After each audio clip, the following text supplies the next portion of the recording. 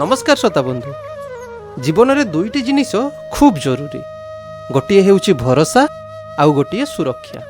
किंतु जेतेबेले मनीष और टेक्नोलोजी भितरु गोटे बाछिबाकू पड़े सेतेबेले खूब ज्ञानी और शिक्षित लोक माने मध्य धोखा खाई जाती। आउ केबे केबे एहार परिणाम बहुत भयंकर होई पारे। आउ सेही कथा आपण माने आज एही गल्प विश्वासघातक शुणिबे। प्रकाश जड़े सुना व्यवसायी, बेसी बड़ व्यवसायी नहेले मध्य ता दुकान रे 7 ରୁ 8 जन कारीगर काम करुथिले। से कारीगर लगे गहना सबू तैयारी करुथला ओ बड़ बड़ शोरूम को जगाउथला। बहुत लाभ होउथला। से जने उच्च शिक्षित युवक, तार परिवार कहिले पत्नी रिया, 2 झियो और तार माँ। रिया मध्य प्रकाश सहित व्यवसायी कथा बुझंती। गोटे स्वच्छल और सुखी परिवार। व्यवसायी आरंभरू सेमाने भड़ा घरे रोउथिले। धीरे धीरे व्यवसायी बढ़िला परे सेमाने घर करिबा पई भल जागाटे किनिथिले। प्रकाशर गोटे इच्छा, से भड़ा घरे न रही निज घरे रहिबो, आउ सेई घरे सबु सुख सुविधा रहिबो। प्रकाश मनीषठू बेसी टेक्नोलोजी उपरे विश्वास करती। सेइथि पई तो तार दुकान आउ वर्कशॉप पूरा पूरी सीसी कैमेरा तदारख रे थिला। से कथारे कथारे कहती, मनीष उपरे भरोसा करिले धोखा मिले, किंतु टेक्नोलोजी केबे धोखा दिए नहीं। किंतु पत्नी रिया पूरा ओलटा। से खूब दरदी मनीष, काहारी दुख देखि पारंतिनी। से निजर सामर्थ्य अनुसार अन्य को साहाय्य करती, किंतु प्रकाशर अजाणतरे। प्रकाश किंतु ठीक जानी रिया को, सेइथि पई से सबुबेले निजे सजग थांती। दिने रिया सुपरमार्केट रु मार्केटिंग सारी कार स्टार्ट करुवा समय रे हठात जड़े युवक आसी कार विंडो रे नॉक कले। अजणा लोक डाकुथुबार देखि रिया आश्चर्य होई विंडो खोली पचारिले, कौन हैला? एई नियंतु मैडम, आपनको पर्स तले पड़ी जाइथिला। हाँ तो मो पर्स तमे कोठु पाइल? मैडम, गाड़ी पछरे जिनिस रखिबा समय रे पड़ी जाइथिला। धन्यवाद। तम ना कौन? तमे कोठी रहुछ? मो ना शंभू, सहर को काम खोजिबा आशारे आसीछि। किछि काम पाइल? नहीं आज्ञा, बहुत खोजिलेनी किंतु काम पाउनी। नमस्कार आज्ञा, मु आसुछि। टिके रुह शंभू, तमे घर काम करि परिबो? हाँ आज्ञा, सबु काम करि परिबी। एइटा मो ठिकाना, काली सकाळे आसी देखा कर। शंभू खुशी मनरे रिया को प्रणाम जणाई चलीगला। प्रकाश किंतु रिया पाखरु शंभू विषय शुणी विरक्त होई कहिला, जानिच तुमर एई गुण मते जम्मारू भल लागेनी। चिन्हा नाही, जणा नाही, केमितिया लोक के जाने, ताको कोन पई तुमे घरे पुरेबो जे? अचिन्हा हेई पारे सत, किंतु पिलाटा खूब भद्र आउ सत। आउ भोकिला पेटरे जदि जणे दाना देब, से केबे भी तार अनिष्ट करि परिबनी। तमे देखिबो किछि असुविधा हेबनी। मु किछि जानेनी, तुमर जहा खुशी कर। परे असुविधा हेले मते कहबोनी किंतु। ठीक अछि बाबा, मु तार दायित्व नेउछि। ठीक तही परदिन सकाळे शंभू आसी हाजर होईगला। शंभू को देखु देखु प्रकाश कहिला, ए टोका, तो घर कोउठी? शहर को केते दिन होबा आसछु? रहउछु कोउठी जे? तोर के चिन्हा अछंती एठी? एते गुड़िए प्रश्न एकाठी शुणी शंभू टिके भयभीत होई कहिला, नहीं आज्ञा, ए सहर रे काहाको जानिनी। 3-4 दिन हेबो स्टेशन रे सोउछि। घर मोर शंकरपुर। तोर आधार कार्ड अछि? मते दबु ना, मु आम पुलिस स्टेशन रे जमा देबी। जदि किछि अघटन करू ताहले पुलिस तो कथा बुझिबे रे बाबा। शंभू बेगरू आधार कार्ड टी बाहर करी प्रकाश बाबू को धरे चुप होई छिड़ा हला। प्रकाश आधार कार्ड टी निरेखी देखी निज पाखरे रखिला आउ कहिला, हौ ठीक अछि, तू मैडम पाखु जा, से तते काम बते देबे। शंभू चुप होई घर भीतर को चलीगला आउ प्रकाश ऑफिस को। शंभू रहिबा परठारू रियार बहुत सुविधा हैला। से घर दायित्व शंभू जिम्मारे देई निश्चिंतरे दुकान जाई पारुथला। किंतु प्रकाश मनरे शंभू प्रति सबु बेले संदेह रहउथाय। प्रकाश एबे निजर घर बनैबा पई ठीक करिला। तेणु गोटे कंस्ट्रक्शन कंपनी सहित जोगाजोग करिला। कंस्ट्रक्शन कंपनी मध्य खूब सतर्कतारे प्रकाशर घर बनाइले। शंभूर तदारख रे घर काम सुरुखरे हैला। सेमाने नुआ घरे रहिबा आरंभ करिले। କିନ୍ତୁ ପ୍ରକାଶ ମନରେ ଗୋଟିଏ ବଡ଼ ଚିନ୍ତା, ଘରର ସୁରକ୍ଷାକୁ ନେଇକି। ତେଣୁ ସେ ଦିନେ ରିୟାକୁ କହିଲା, ସବୁ ଠିକ୍ ହେଲା ଯେ, କିନ୍ତୁ ଆମର ଘର ଏବେ ବି ସୁରକ୍ଷିତ ହେଲା ଭଳିଆ ଲାଗୁନାହିଁ। ସୁରକ୍ଷିତ ନୁହେଁ ମାନେ? ମୁଁ ବୁଝିପାରିଲିନି।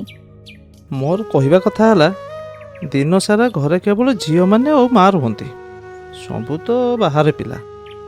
ତାହେଲେ ଆମେ ଗୋଟେ କାମ କରିବା, ଗୋଟେ ଏଜେନ୍ସିକୁ କହିକି ଘରେ ଜଣେ ସିକ୍ୟୁରିଟିର ବ୍ୟବସ୍ଥା କରିବା। ନା ନା ରିୟା, ନା ନା ନା, ସିକ୍ୟୁରିଟି ରହିଲେ ତା ମନରେ କେତେବେଳେ ବି ଲୋଭ ଆସିପାରେ। ଆଉ ଆମେ ତ ସବୁବେଳେ ରହୁନୁ, ସେ କେତେବେଳେ ବି ଅଘଟଣ ଘଟେଇପାରେ। କିଛି ଅଘଟଣ ହେଲେ ଆମେ ତା ସିକ୍ୟୁରିଟି ନାଁରେ କମ୍ପ୍ଲେନ୍ କରିବା। କମ୍ପ୍ଲେନ୍ କରିପାରିବା ଯେ, କିନ୍ତୁ ଆମକୁ ତ ହଇରାଣ ହେବା ପାଇଁ ପଡ଼ିବ ନା। ତା ଛଡ଼ା ସିକ୍ୟୁରିଟିକୁ ତ ମାସକୁ ମାସ ଦରମା ଦେବାକୁ ପଡ଼ିବ। ତାହେଲେ ତମେ କ'ଣ କହୁଛ? ମୁଁ ଭାବୁଛି ଘରକୁ ପୁରାପୁରି ଡିଜିଟାଲି ସିକ୍ୟୁର କରିବି। ତମେ ଯେଉଁଟା ଠିକ୍ ଭାବୁଛ ସେଇଟା କର। ପ୍ରକାଶ ଏବେ ଅଳ୍ପ କିଛି କଣ୍ଟ୍ରାକ୍ଟର ସହିତ କଥା ହେଲା। ପ୍ରାୟ ସମସ୍ତେ ମେଟେରିଆଲ ଛଡ଼ା 30% ଇନଷ୍ଟଲେସନ୍ ଚାର୍ଜେସ୍ ନେବେ ବୋଲି କହିଲେ, କିନ୍ତୁ ଶେଷରେ ଜଣେ 15% ଇନଷ୍ଟଲେସନ୍ ଚାର୍ଜେସ୍ରେ କାମ କରିବା ପାଇଁ ରାଜି ହେଲା। ପ୍ରକାଶ ରିୟାକୁ କହିଲା, ଜାଣିଛ ନା, ଜଣେ ନୂଆ କଣ୍ଟ୍ରାକ୍ଟର ଆମ ଘରକୁ ପୁରା ମିନି ସ୍ମାର୍ଟ ହାଉସ୍ ବନେଇଦେବ। କାମ ସାରିଲେ ସେ ପୁରା କେସ୍ ନେବ, ମୁଁ ଆରେଞ୍ଜ କରିଦେବି। ତହିଁ ପରଦିନ 5 ଜଣ ଲୋକ ଆସି ଘର କାମ ଆରମ୍ଭ କରିଲେ। ପୁଣି ଦାୟିତ୍ୱ ବଢ଼ିଲା ଶମ୍ଭୁର। ଦିନେ ହଠାତ୍ କାମ କରୁ କରୁ ଗୋଟିଏ ଛୋଟ ଦୁର୍ଘଟଣାରେ ଜଣେ କାରିଗରର ମୁଣ୍ଡ ଫାଟିଗଲା। ତାକୁ ହସ୍ପିଟାଲ ନେଇଗଲେ। ଶମ୍ଭୁ ସଙ୍ଗେ ସଙ୍ଗେ ଫୋନ୍ କରି ରିୟାକୁ ଏକଥା ଜଣାଇଲା। ରିୟା କଣ୍ଟ୍ରାକ୍ଟରକୁ ଫୋନ୍ କରି କହିଲା, ଭାଇନା, ବେଶୀ କିଛି ଅସୁବିଧା ହେଇନି ତ? ଆପଣଙ୍କ ଫୋନ୍ ନମ୍ବର ଦିଅନ୍ତୁ, ମୁଁ କିଛି ଟଙ୍କା ଟ୍ରାନ୍ସଫର୍ କରିଦେଉଛି, ହସ୍ପିଟାଲରେ କାମରେ ଆସିବ। ରିୟା 5,000 ଟଙ୍କା କଣ୍ଟ୍ରାକ୍ଟର ଦେଇଥିବା ନମ୍ବରକୁ ପଠାଇଦେଲା।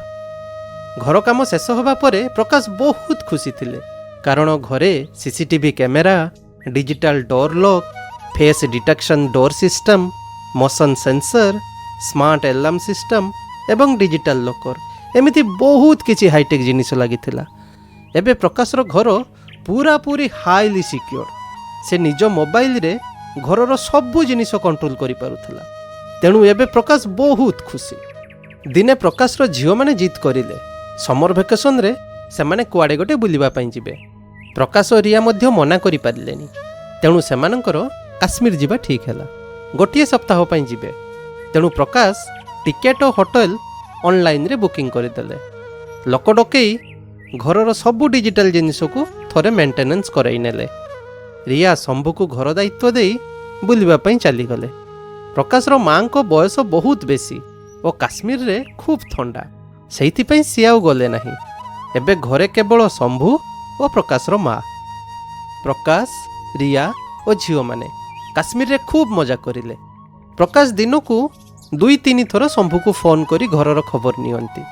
କାଶ୍ମୀରର ସୁନ୍ଦର ପରିବେଶ ମଧ୍ୟରେ ପ୍ରକାଶ ଓ ତାଙ୍କ ପରିବାର ଖୁସିରେ ସମୟ କାଟୁଥିଲେ।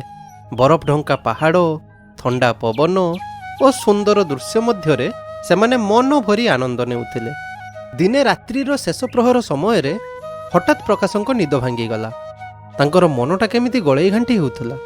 ନିଦ ଆସୁନଥିବାରୁ ଏପଟ ସେପଟ ହୋଇ ଖାମଖିଆଲି ଭାବେ ଘରର ସିସି କ୍ୟାମେରା ଚେକ୍ କଲେ। କିନ୍ତୁ ଅଜବ କଥା ହେଉଛି, ସବୁ କ୍ୟାମେରା ଅଫଲାଇନ୍ ଦେଖାଉଥିଲା। ପ୍ରକାଶ ଭୟଭୀତ ହୋଇ ରିୟାକୁ ଡାକି କହିଲେ, ରିୟା, ଆରେ ଘରେ କିଛି ଗଡ଼ବଡ଼ ହେଇଛି। ମାନେ? ମୁଁ କିଛି ବୁଝିପାରିଲିନି। ପ୍ରକାଶ ରିୟାକୁ ମୋବାଇଲ ଦେଖାଇ କହିଲେ, ଏଇ ଦେଖ ରିୟା, ଘରର ସିସିଟିଭି କ୍ୟାମେରା ସବୁ ଅଫଲାଇନ୍ ଦେଖାଉଛି ଯେ। ସେମାନେ ସଙ୍ଗେ ସଙ୍ଗେ ଶମ୍ଭୁକୁ ଫୋନ୍ କଲେ, କିନ୍ତୁ ଶମ୍ଭୁର ଫୋନ୍ ଆଉଟ୍ ଅଫ୍ ନେଟୱାର୍କ କହୁଛି। ତୁରନ୍ତ ପଡ଼ୋଶୀକୁ ଫୋନ୍ କରି ଘର ଚେକ୍ କରିବା ପାଇଁ କହିଲେ। କିଛି ସମୟ ପରେ ପଡ଼ୋଶୀ କହିଲେ ଯେ ଘରର କଲିଂ ବେଲ୍ କାମ କରୁନି, ଆଉ ଡୋର୍ ଲକ୍ ଯୋଗୁଁ ସେମାନେ ଭିତରକୁ ଯାଇପାରୁନାହାନ୍ତି। ପ୍ରକାଶ ମୋବାଇଲରେ ଡୋର୍ ଲକ୍ ଖୋଲିବା ପାଇଁ ଚେଷ୍ଟା କରି ବିଫଳ ହେଲେ। ଶେଷରେ ପୋଲିସ ଆସିଲେ ଓ ଖୁବ୍ ଜୋର ଜୋରରେ ଡୋର୍ରେ ବାଡ଼େଇଲେ। କିଛି ଲାଭ ହେଲାନି, କେହି କବାଟ ଖୋଲିଲେନି। ଶେଷରେ ପୋଲିସ କବାଟ ଭାଙ୍ଗିବା ପାଇଁ ଯାଉଥିବା ସମୟରେ ହଠାତ୍ କବାଟ ଖୋଲିବାର ଶବ୍ଦ ହେଲା। ଶମ୍ଭୁ କବାଟ ଖୋଲି ସାମ୍ନାରେ ପୋଲିସ ଓ ଅନ୍ୟମାନଙ୍କୁ ଦେଖି ଆଶ୍ଚର୍ଯ୍ୟ ହୋଇଗଲା। ପୋଲିସ କିଛି କଥା ନ କହି ସିଧା ଘର ଭିତରେ ପଶିଗଲେ। ପୋଲିସ ବୁଢ଼ୀ ମାଉସୀକୁ ଗୋଟିଏ ଘରେ ହାତଗୋଡ଼ ବନ୍ଧା ଅବସ୍ଥାରେ ଉଦ୍ଧାର କରିଲେ। ପୋଲିସ ଘର ଭିତରେ ଚାରିଆଡ଼େ ନଜର ବୁଲେଇ ଦେଖିଲେ। ଚକିତ ହୋଇଗଲେ ଯେ ଘରର କୌଣସି ଜିନିଷପତ୍ର ଚୋରି ହୋଇନାହିଁ। ଶମ୍ଭୁ ଏସବୁ ଦେଖି ଡରରେ ଥରୁଥାଏ। ଏବେ ପୋଲିସ ଶମ୍ଭୁକୁ ସାମ୍ନାରେ ବସେଇ ପ୍ରଶ୍ନ କରିବାକୁ ଲାଗିଲେ। ତୁ କବାଟ ଖୋଲିବା ପାଇଁ ଏତେ ଦେରି କ'ଣ ପାଇଁ କଲୁ? ମୁଁ ଶୋଇଥିଲି ସାର୍, ଜୋର ଶବ୍ଦରେ ନିଦ ଭାଙ୍ଗିଲା, ଆଉ ଆସି କବାଟ ଖୋଲିଲି। ସେ ବୁଢ଼ୀ ମାଉସୀର ହାତ ଗୋଡ଼ କିଏ ବାନ୍ଧିଥିଲା? ମୁଁ କିଛି ଜାଣିନି ଆଜ୍ଞା। ରାତିରେ 4-5 ଜଣ ଘର ଭିତରେ ପଶିଥିଲେ, ମୋର ହାତ ଗୋଡ଼ ବାନ୍ଧିଦେଲେ, ତାପରେ ମୁଁ ଆଉ କିଛି ଜାଣିନି ଆଜ୍ଞା। ଯଦି ଚୋର ଘର ଭିତରକୁ ଆସିଥିଲେ ତାହେଲେ କବାଟ କିଏ ଖୋଲିଥିଲା? ଆଉ ଚୋର ଚାଲିଗଲା ପରେ କବାଟ କିଏ ବନ୍ଦ କରିଥିଲା? ତୋର ଫୋନ୍ କୋଉଠି ଅଛି? ମୁଁ ଆଜ୍ଞା କିଛି ଜାଣିନି। ପୋଲିସ ପ୍ରକାଶର ମାଙ୍କୁ ଚୋରି ବିଷୟରେ ପଚାରିଲେ। ଚୋର ଓ ତାଙ୍କ ଗୋଡ଼ ହାତ କିଏ ବାନ୍ଧିଥିଲା ସେ ବିଷୟରେ ସେ କିଛି ଜାଣିନାହାନ୍ତି ବୋଲି ଉତ୍ତର ଦେଲେ। ଶେଷରେ ପୋଲିସ ଏବେ ପ୍ରକାଶକୁ ଫୋନ୍ କରି ଘରର ଅବସ୍ଥା ବିଷୟରେ ଜଣାଇଲେ। ପ୍ରକାଶ କହିଲା, ସାର୍, ମୋ ବେଡ଼ରୁମ୍ର କଭର୍ଡ଼ ଭିତରେ ଗୋଟେ ଲକର୍ ଅଛି। ଦୟାକରି ଦେଖିବେ କି ଲକର୍ଟା ଠିକ୍ ଅଛି କି ନାହିଁ।